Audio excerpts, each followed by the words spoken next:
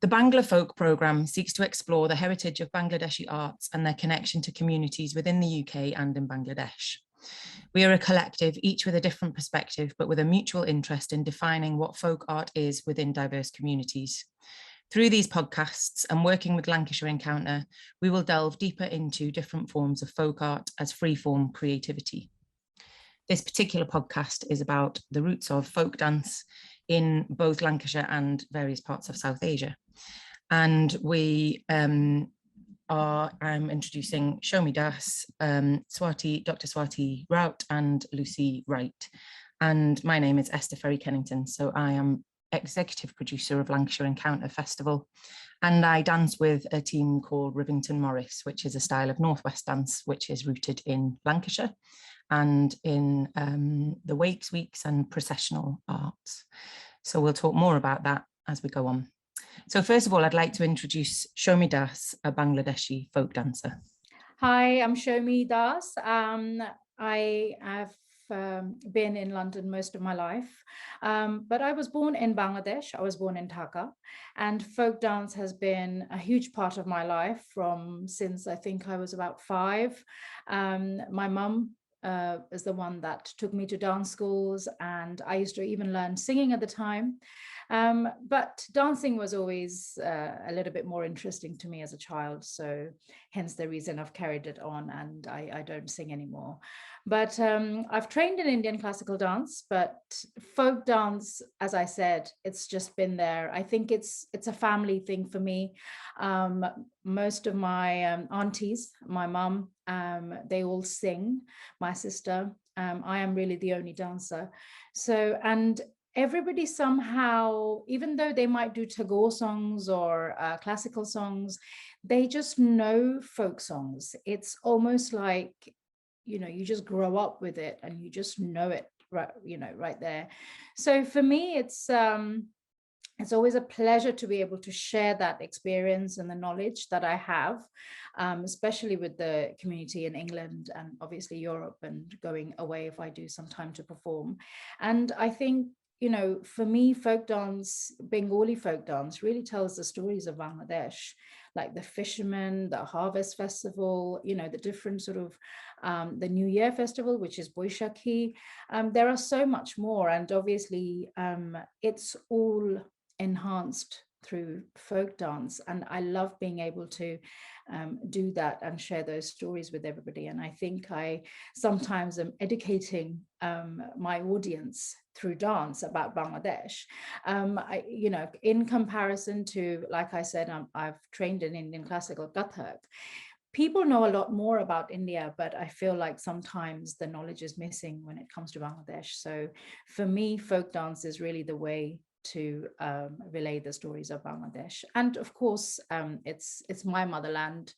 So it's always a pleasure to be able to do Bengali folk dance, and really happy to be here to be able to talk about it. It's great to have you, Showmi. It's really interesting.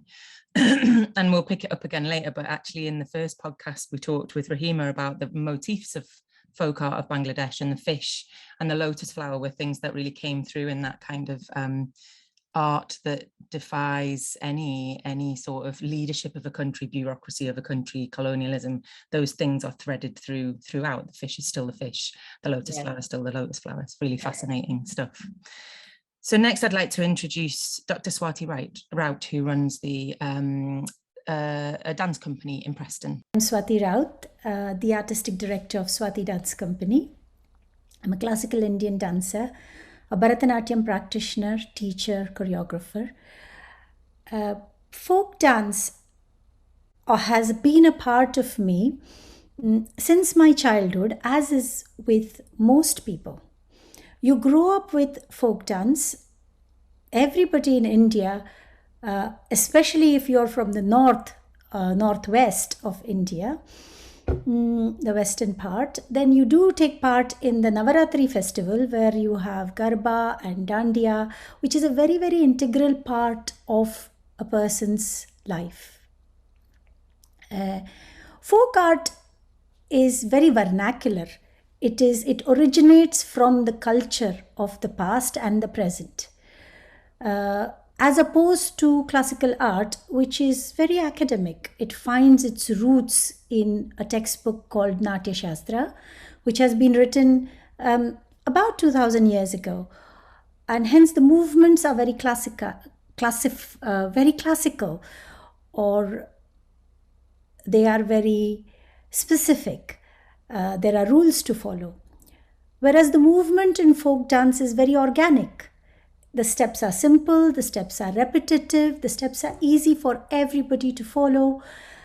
It is very energetic, it's full of joy, and that is the beauty of folk dance. And folk dance always is very different when you go from region to region.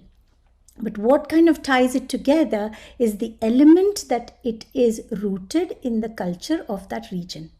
That is the one thread that ties all the folk arts together, or the folk dance together. In India, every region has its own folk dance, and not even one folk dance, but many folk dances from different regions of India, because as you move maybe 10-15 kilometers, a different village, a different language, a different culture, a different folk dance. So the most common or the most popularly known are the Garba and the Dandiya, the stick dance from Gujarat, and the clap and the click dance from Gujarat, or the Bhangra from Punjab, which is so energetic, and the Gidda from Punjab, which is mainly performed by the women. There is also a very beautiful folk dance from Assam called Bihu, and that then connects to the Bihu festival and the Bihu music. So when it's folk dancing, even the instruments, the music that is used is folk. So it's very, very organic, very raw, and hence very beautiful, because it is what people are. There's so much resonance there, Swati. There's lots to talk about. It's really exciting. So lastly, I'm going to introduce Lucy Wright, who works broadly in, vernacular feels like absolutely the word for lots of the different folk arts that you look at, but particularly Carnival Morris is interesting to you, isn't it? Yeah, absolutely. Hello, I'm Lucy Wright. I'm an artist and a researcher currently living in Leeds, but I lived in Manchester for the last 10 years. So kind of Lancashire folk traditions is something I'm really interested in and still feel very rooted in a strange way. So yeah, I folk is very much part of my family as well, and I grew up in a family of singers and players, and for a while in my early 20s I was in a folk band, but I quickly realised I think that a life on the stage was not really for me, but I was still really interested in the idea of folk, kind of what it meant, what the kind of mechanics of tradition were, how these practices were passed from, people to people, and also some of the myths that have accreted around folk. There are a lot of misunderstandings, let's say, about folk that I sort of made it my mission to try to counter a little bit. And a few years back I did a PhD, and I was looking at sort of contemporary folk practices from the northwest of England, and something that I really got very interested in was Carnival Morris dancing, which was something I hadn't come across at all until I moved to the Northwest. And my dad was a Morris dancer when I was very little, and he had always told me growing up that women didn't do Morris dancing. Morris dancing was inherently a men's only activity, and this was not just something that he said. It's pretty common to think that way. That the biggest and oldest Morris dancing organisation, the Morris Ring, only in I think 2018 began to admit female members for the first time, in spite of the fact that women had been dancing Morris for a very, very, very long time. So I think when we think of Morris dancing, we generally are thinking of men, we're thinking of flowery hats and sticks, maybe handkerchiefs and bells, this kind of thing. And I started looking through the Morris Ring archives at the very start of my PhD, and I kept on seeing lots and lots of photographs of women doing something called Morris dancing, girls and young women, sometimes boys and girls together, but particularly groups of women. And I was totally, blindsided, because I'd been told that women did do Morris dancing, but they'd only started doing it in the 1970s. And really it was a bit of an abomination. They were borrowing from the men. So I was really fascinated that these photographs were from, the 1880s, the 1890s, right through the 20th century, really fascinating. And it turned out this was Carnival Morris dancing. And I spent a little bit of time trying to work out whether this performance still took place, because having been involved in the folk scene for as long as I had, I'd never ever seen it or met anyone who did it. And it turned out that they do still exist. There are many girls' Carnival Morris dancing troupes still in existence across the northwest of England. It's incredibly popular, but it does exist at a fundamental remove from the Morris dancing that we're more likely to be familiar with. And that whole disconnect, I suppose, really fascinated me. And I've spent the last, 8 years on and off, not full time, but in the time that I've had, trying to get to know some of the people who do Carnival Morris dancing, researching its histories, speaking to some of the women in the community who've kept it alive, and just thinking, I guess, about what its omission from our idea of English folk dance means for this idea of folk. Why has it been neglected as it has, and what do we need to do, I suppose, to make our folk more inclusive of all these other different practices that are so valuable as well. Absolutely, and there's a key thing. So the team that I dance with, Rivington Morris, is one of the teams that was revived. Was a women's team that was established in the 1970s. The year I was born, actually, 1977 is when it started. And there was times that men would turn their back on these teams, and that they weren't happy to see women apparently new to this form, but obviously not new to that form. And I wonder, does that resonate? I'll come to you first, Showmi, but does that sort of male-female divide come through in Bangladeshi folk, or is that more broadly done by everybody? The thing is, when you go to Bangladesh, traditionally, folk dance was really all about the villages that, even when technology first started out, the villages obviously didn't have it. It was just the cities that had it. So it was really about, for the village to come together and have some kind of celebration, or it was just to get together and have a feast and have a song and a dance. So, even though Bangladesh being a Muslim country and more of a male-dominated country, I feel that the women have always been a part of dance, just that little bit more than men have. Things have changed, obviously, as we have come to a new age, should I say, and with more technology and everything, and folk dance being developed for stage and whatnot. But we have something called jatra, which is a combination of singing, dancing, and play acting. And jatra is really performed on streets. It's not actually, to start with. Now it's performed on stage and, in theatres. But to start with, jatra means journey. So it is something that was performed on the streets or in a village, sort of in the center of a village where everybody would get together, and it was entertainment. And then they would move on to maybe another village. So no, jatra is more male dominated, I have to say, but women always have been included, definitely. Yeah, so no, nothing like that. Where it's really interesting. Yeah, that I will, as you said, about Morris dancing not being danced by women, and then you find out that it was.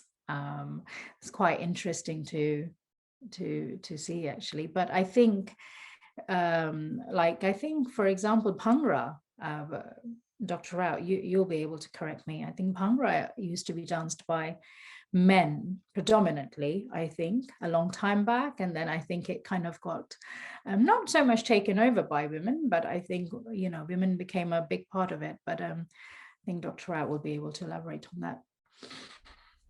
That's right, Showmi. Bhangra used to be predominantly be performed by men only. Long time ago, it was a spring dance and very energetic, and lots of leaps and lots of kicks. And it has now evolved where both women and men do Bhangra.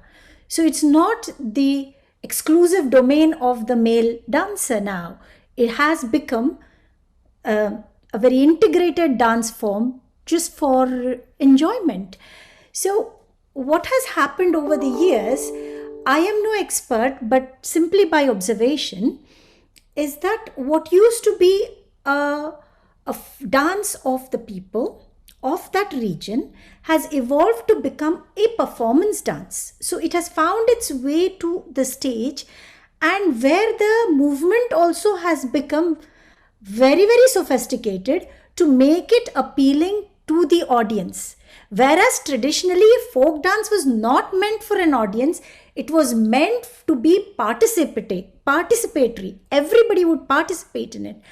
And it is a tradition that came down through the generations just via practice. You get up and you start clapping and you start turning and you start leaping and you learn it like that.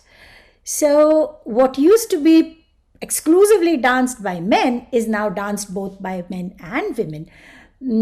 Same, I was just thinking about when we were talking about this male and female dancing. A very beautiful folk form from Maharashtra is called Lavani. And Lavani actually comes from the word Lavanya, or beauty. So it was a dance that was performed exclusively by women, and they would talk about the beauty of the female form. They would also talk about the beauty of the environment or nature. So now I am seeing groups where the male dancers are dressing up as women and performing Lavani. And they are amazing artists. So it is an evolution. And because it's a folk art or any art, it will evolve. We evolve. So as we evolve, the art form will evolve. It will never remain in boxes. This is for the man and this is for the woman, or these are the movements and these are not the movements. Folk art has also evolved into a performance space in 5-star hotels in India. And I think, absolutely, you cannot deny this.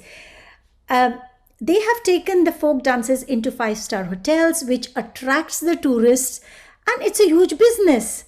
Tourism is a huge business in India. And then if you attract people by this beautiful dancing and the vibrant costumes, there you go. So the way folk dance has now gone from, it used to be for childbirth or for weddings or for victory in war or for any such happy occasions, festivals, it has now taken a turn for being important in the economics of a place or a country.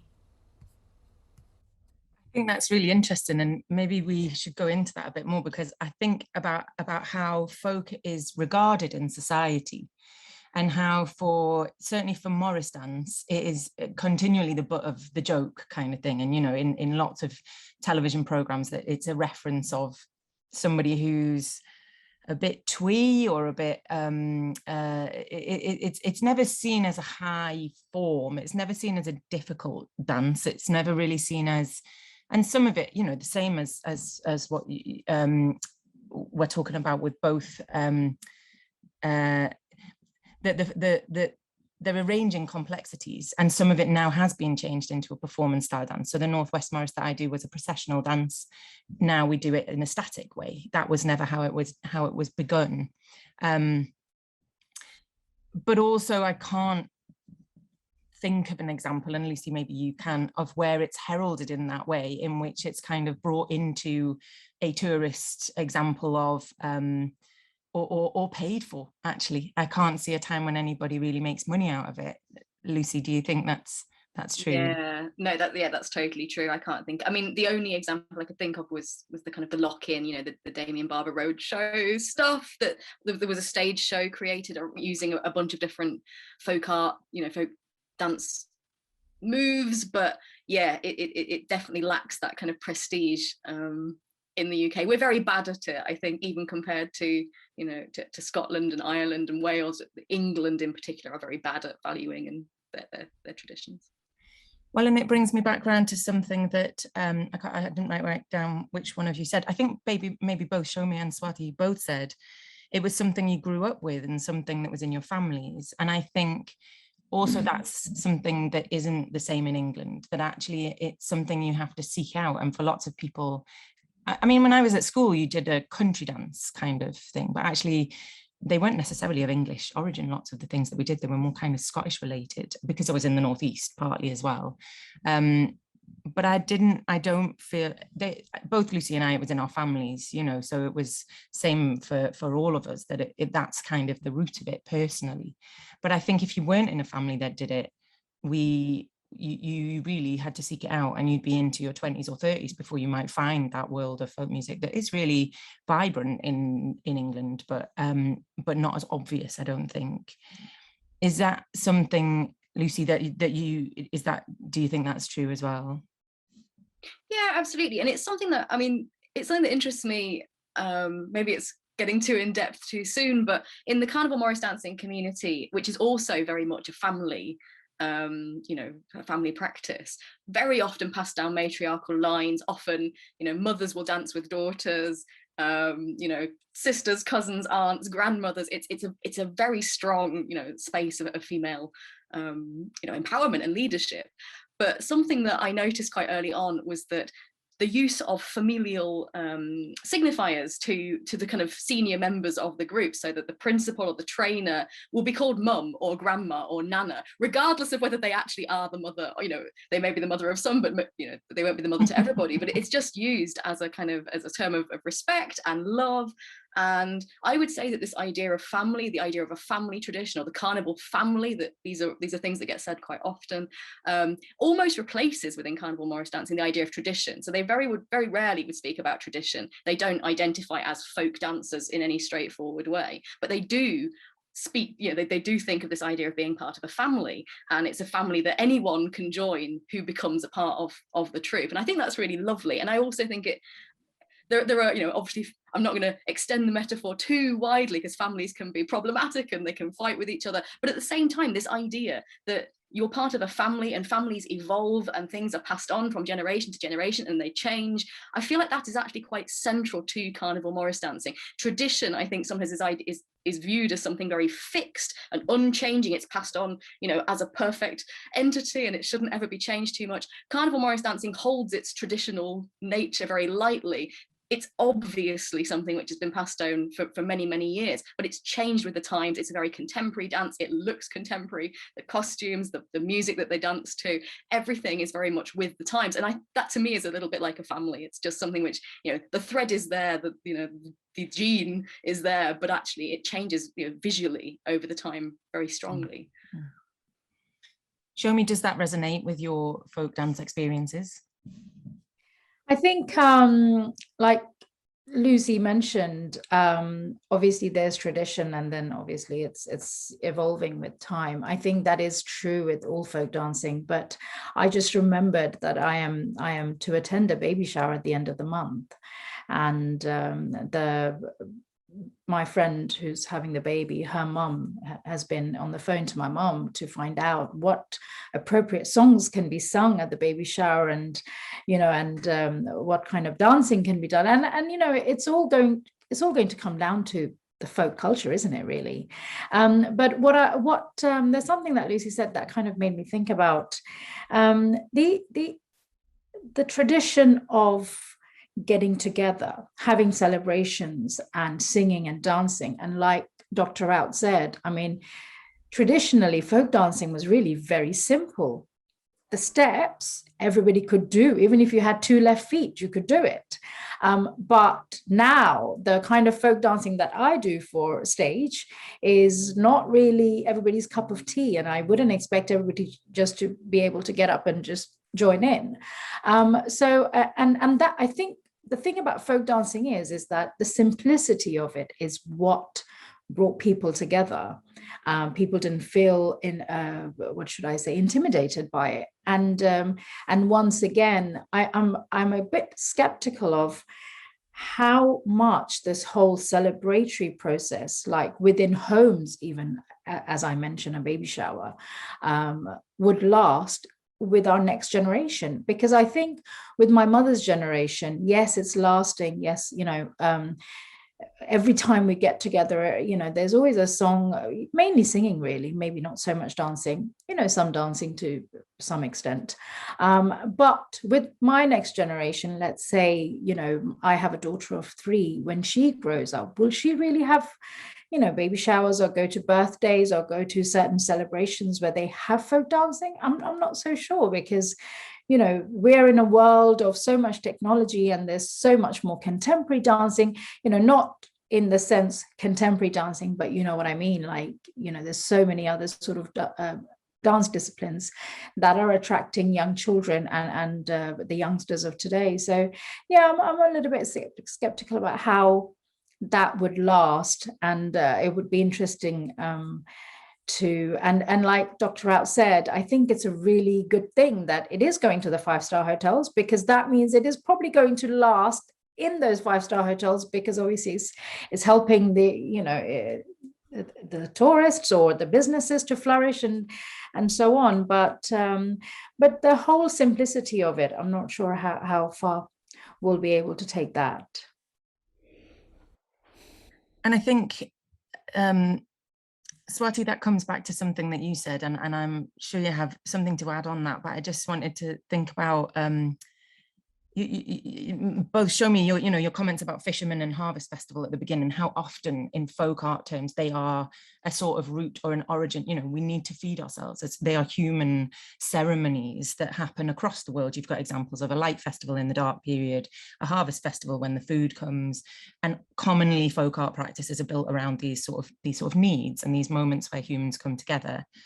And then I was thinking about those family lines, how things are passed down, the regard of that passing down, and how fixed those traditions are. And then within these podcasts, we're going to break up. And so the next podcast is going to be about folklore on the football terraces. So places where things come and go freely, a song changes day to day. Where are the roots of these songs? And I find that how do we free up young people to say, well, I've taken this bit of inspiration from a folk dance from a Jatra piece in 1400, but actually I've added it to a hip hop piece from Tupac, and then I've put it on TikTok.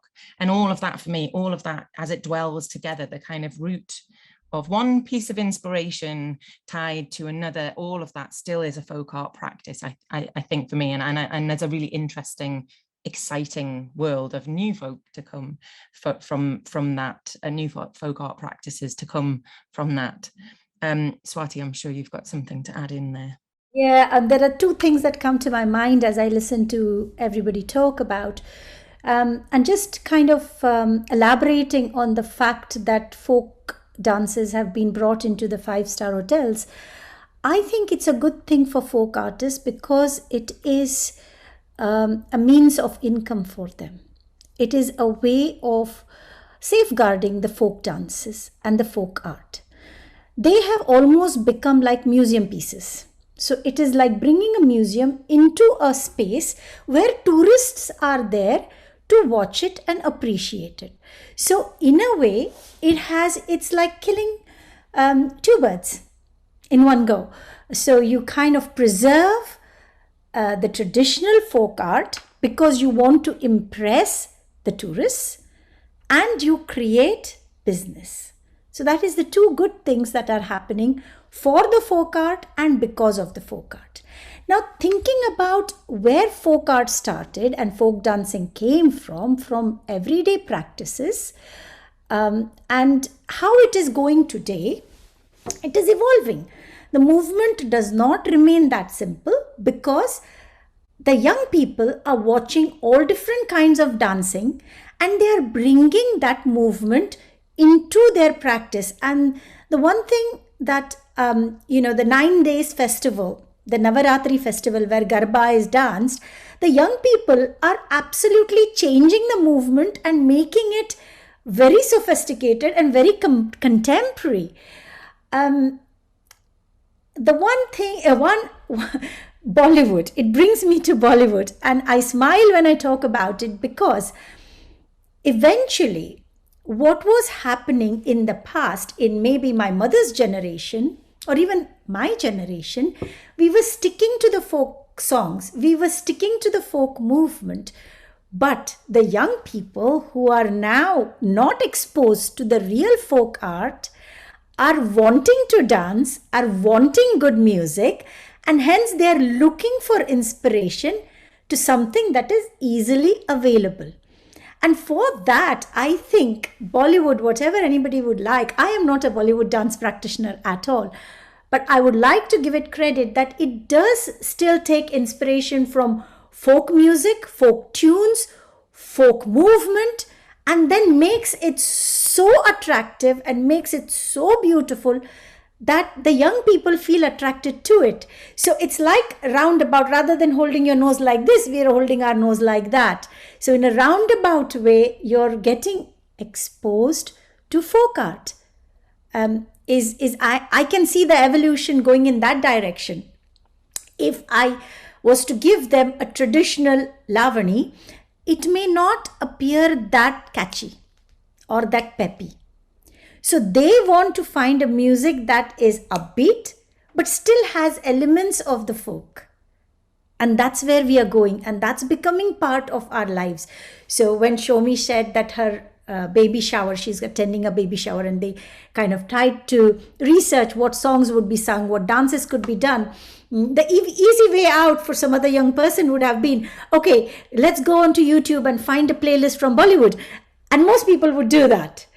And so whether we like it or not, it does play a part in the dancing that is practiced by the people. And if we say that folk art is what is imbibed in the practices of the people, then there you go. That is also, we don't like to call it folk dance. It is not folk dance. It has evolved as a genre of its own, but it is very much imbibed in the practices of today. I think that's fascinating. Are there new named sorts of dance that are coming about in either Bangladesh or in India in sort of present day? Well, I don't think the names are changing. They are keeping to the names of the dance as is. They are pulling out elements from the dances as were. They are using the tunes and the musical sounds as were, and just evolving it. Like anything, even the clothes we wear, even classical dance evolves. Even though it is very much rooted in textbooks and tradition, it has to evolve. For it to be acceptable, it has to become contemporary, for the want of a better word. I absolutely agree. Showmi, what about in Bangladesh? Yes, no, exactly. I agree with Dr. Raut. It's the names are not changing, of course, but the young generation is should I say, the style of dance or the style of music is adapting to the new generation. But no, the names are not changing. But I think one thing, once again, Dr. Raut mentioned as well, the vibrancy of the costumes that is worn by folk dancers is, to me, it's next to none. And I think even with the Morris dancers, I think, it's just so attractive. And I think that in itself also is another thing that a lot of fashion designers, should I say, are taking from. Yes. So when I know we're talking about dance and music, but I think the costumes have a huge part to play in it. And it's lovely to see that that's kind of carrying through as well into the new age. And there's so many, I mean, obviously I'm only talking about Bangladesh, but obviously going into India, there are so many different types of folk costumes, not just one. So, you've got the different thread works, you've got the different mirror works, and yeah, it's absolutely beautiful. And some of the biggest designers of today are actually taking that and creating, new designs, which are worn by, the famous and the non-famous and so on. So yeah, I needed to mention the costumes. For me, talking of costumes as well, I don't, saris, maybe I don't really get to wear a lot of saris unless, of course, I'm dancing, which is, saris is a huge part of Bengali folk dance, even though when you go into sort of towards Assam and Sylhet, where you've got the tea picking, they do wear a different type of costume, obviously. And once again, tea picking is a huge thing for Bengali folk dance, and the costumes are different. Going into tribal dance, as I mentioned, you've got Shautal, and they wear saris, but normally saris are worn all the way down to the floor, but they wear what we would call half saris, which is basically the saris are very short. So the saris only go up to sort of, just below the knees, and you get to see their legs. And they wear a different type of jewelry. So, and then they would also have like the hair, the way the hair is done. Usually, it's Bengali women are very much known for their buns. But the Shautal or the tribal dancers, they would always have a bun on one side of their hair. So, I feel like folk dance is, as much as it is about, as we're talking about how it's evolving, it's also a lot about identity. All these different parts. And once again, Dr. Raut mentioned that as you go from one town to another, the language changes and the dance style changes and the costume changes. And it is so much about identity as well.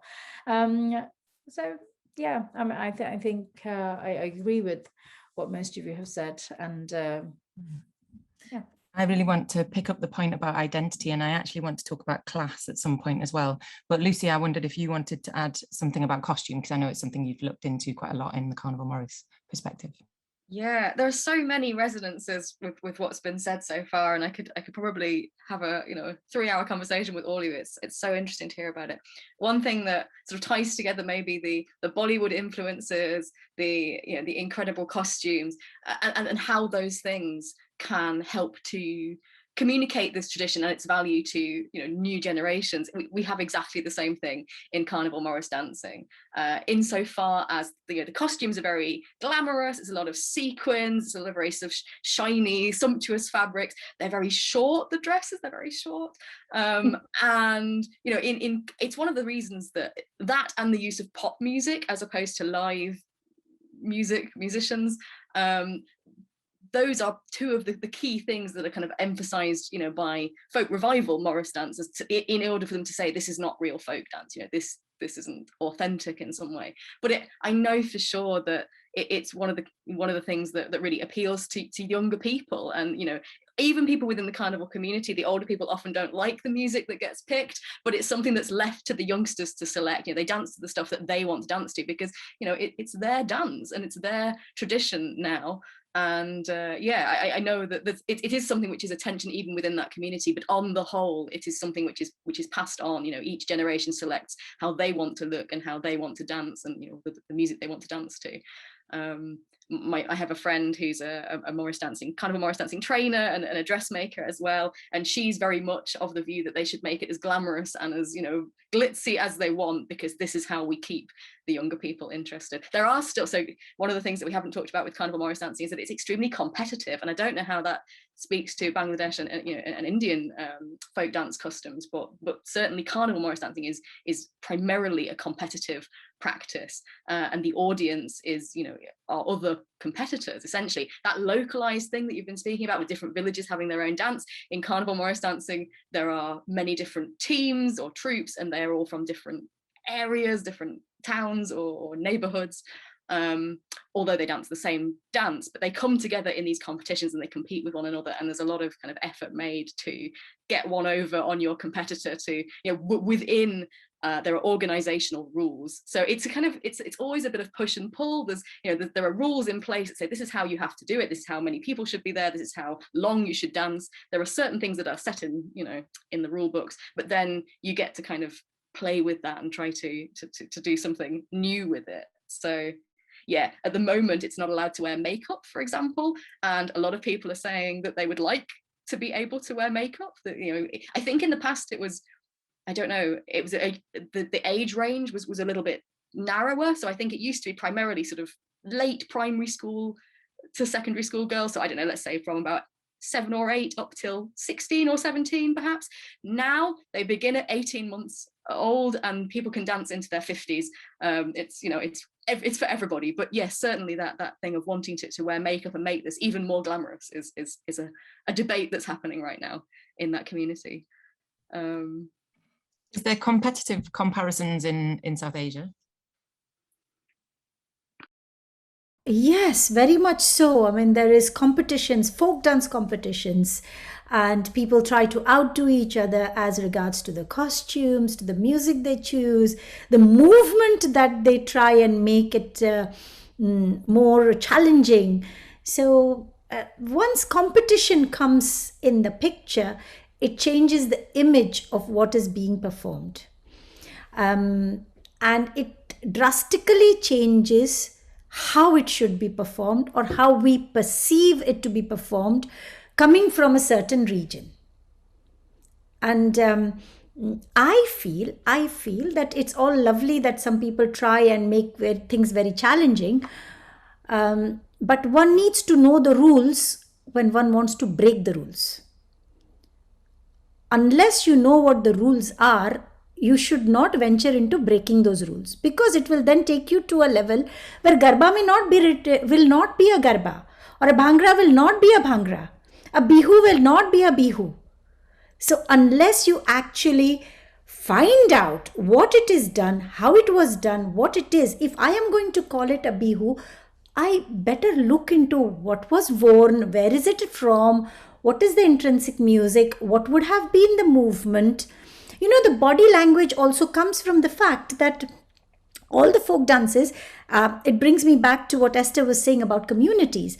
So the Koli dance is only a fisher folk dance. The body language of a fisher folk will be completely different from the body language of a middle class woman who does Garba. Or it will be completely different from the body language of a hefty farmer from Punjab who does a Bhangra. Yes, it will be completely different from the body language of a Lavani artist who is trained to be an entertainer. So the Lavani artists only come from a community of entertainers. So that needs to be looked into when you go into, it's my perception, when you go into a competition, you need to know where it came from, what can I do, and how far I can bend the rules. And for that, I need to know the rules first. Showmi, what about in Bangladesh? I think, is it competitive? you know, I think, yeah, I mean, competition is a big part of it now, but traditionally speaking, no, because folk was really something about bringing everybody together rather than competing against each other. And then, you know, going back to the simple steps, or, you know, one of the things that I've always seen about Bengali folk music is that a lot of them are so catchy that, you know, if you have grown up listening to them, you're going to keep on hearing them, especially if you keep on going to Bangladeshi celebrations, and you're going to be able to sing along. So it's the togetherness, really, traditionally. But yeah, I mean, as Lucy and Dr. Raut have mentioned, yes, folk dancing competitions from even when I was a child in Bangladesh, starting my, you know, dancing, going to dance schools in Bangladesh, it was always very evident, and yes, it's very competitive. And once again, the skills are, you know, more and more enhanced as we develop it for stage and trying to outdo each other. And yeah, but I think it's a good thing, to be honest. I just wanted to pick up one last point, which was just about that you both mentioned Swati and Showmi, the sort of relationship to a working practice, so particularly fishermen we've talked about, but both the dance that I do and the Carnival Morris, which are rooted in a cotton making environment, you know, the mills, so that sort of industrial world of Lancashire. And then in the northeast there are dance practices that are related to mining culture, or, you know, various different work practices. And obviously these are seen as the working class, that they're working classes because they're working. So I'm interested in the journey through classes, because actually then lots of the teams that we see that do the dance that I do now are really quite middle class groups, and actually we practice in some rural Lancashire spot where you've got to have a car really to get there. You've got to have enough money to be able to get to practice every week. to invest in the kit. You know, it's quite a big commitment financially and time-wise. And I think for lots of working class communities, that isn't there alongside enough interest in the actual practice itself to prioritize it. I think that's different with Carnival Morris, but I do think that's quite relevant. And so I wondered where it kind of sits in a class conversation in Bangladesh and India now.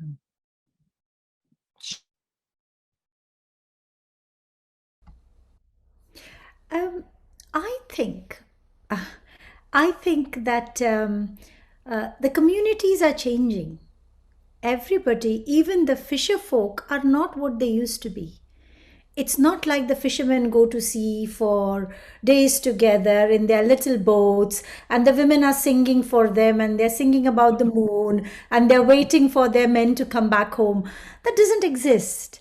It's huge trailers. There are some small fishermen. So folk tradition, where it came from community practice. It has evolved. Most of the dancing has now become show dancing. Apart from, I feel, the dancing that is done for occasions, for weddings and childbirths, or for the Navaratri festival, or even there is a Fugdi, and you know, there we have in Maharashtra, the women will do festivals exclusively for women, and then they just hold hands and they twirl around and things like that. That stays within the communities and the classes as is or was. Whereas when now folk dance has evolved or migrated to a performing art, then it does not remain any classes belonging. It does not belong to a class. It then becomes like any other dance form. You know, as Esther said, yes, children need to be transported. They need costumes for their competitions, and all of that costs money. And not just money, a lot of effort. Parents are going to transport the children to the practices, to the competitions, and it's a lot of commitment, time-wise as well. It's not just like, okay, we've finished harvesting, now let's start dancing. Or one other dance form that comes to mind is called tippani, and it used to be like a stick with a flat bottom, and it was the construction workers as they flattened the roads and things, and they would sing and dance. And now the construction workers don't do it. We've got machinery to do it, and the tippani has exclusively become a performance piece. So it, as our society changes, the folk dancing really has come out of the realm of a traditional practice in most ways. Yeah, I mean, so girls' Carnival Morris dancing remains kind of resolutely working class practice. And I think, in honesty, it's another one of those reasons why it's been kind of shunned, I suppose, from the wider English folk revival and folk dances, which, as Esther said, have become a much more middle class domain in more recent years. Obviously, it didn't used to be that way, but now it is. One of the things that we haven't really talked a lot about, but is maybe common to all, I don't know. Carnival Morris dancing was specifically kind of created for public carnivals, you know, hence the name. So there was from about the 1860s onwards, there was a network of carnivals and fetes and festivals in towns across the northwest of England. I guess they were more widely dispersed around the UK as well, but I only really know about the northwest. But I know when the railway network was set up, it was partly these things were invented to try and bring tourism to those areas, and so local people were encouraged to set up their own performance groups of all kinds, including Morris dancing, to kind of bring in the tourists and to create their own entertainment locally. And up until, I would say, about the 1990s, Carnival Morris troupes, their main context for performance were these public festivals. But that changed, and now it's something that you would very rarely see in public at all. It's a very private thing. It takes place in sports halls and community centres indoors. It used to be processional, a little bit like Northwest Morris, but now it just, and there are a number of reasons why that might be. which I won't go into in detail, but partly because of the weather is really bad in the UK, and I think people just got fed up of going to carnivals and being rained on. When the competitions became more intense, people wanted to have greater control over the kind of performance space so that they weren't going to break their ankle dancing on bumpy grass or mud or whatever. People have, from older people in the community who remember the old carnivals, have all kinds of stories about these. And also it became so popular that the parades used to be maybe 3 miles long, and it just was too much for carnival organisers to cope with. But one of the things that Carnival Morris always was for working class girls and young women was an opportunity to travel relatively cheaply around the area. I think it was always a practice that was popular in more deprived areas where perhaps people didn't have cars, or those opportunities were fewer. And Carnival Morris dancing, if you joined a troupe, every weekend in the summer, you'd be taken on a coach to a different part of the region, and you get to meet new people and perform, and it was just a fantastic opportunity to do something which you perhaps wouldn't have been able to do otherwise. Now that incentive has gone a little bit, although I think with COVID it looks as though it's maybe beginning to open up again, because outdoor festivals are looking more attractive than indoor sports halls. So I think that would be fantastic. I think a lot of older people really lament the loss of those outdoor festivals, and that opportunity to perform for an audience not only of your peers but of the wider public too, because that kind of entertainment value, many people say, has been lost as it's become just all about the competition and not so much about the display. So I would love to see how that develops over time. But it does remain a really low budget activity. It's expensive, and in contrast to some of the dance forms that we've talked about today, no one ever makes any money out of Carnival Morris dancing. Absolutely not. There is no financial benefit whatsoever. It does cost quite a bit, but it's also one of those practices where there's a lot of fundraising goes on within the communities, and the aim is to keep it low cost, because it really does take care of and this is a phrase that somebody once told me, it takes care of a lot of underprivileged children, and I think it really still does do that. Well, traditionally it was really the villages, as I mentioned, in Bangladesh where folk culture was practiced, so it really didn't sit so much with the upper class. But I think once again, going into what Dr. Raut mentioned about how the mums are now taking their daughters to schools and their competitions and the performances, those are now, we're going into the more upper class where they are able to and they can afford to do that, whereas the working class possibly can't do it so much. So yes, once again, I think the whole class side of things has evolved.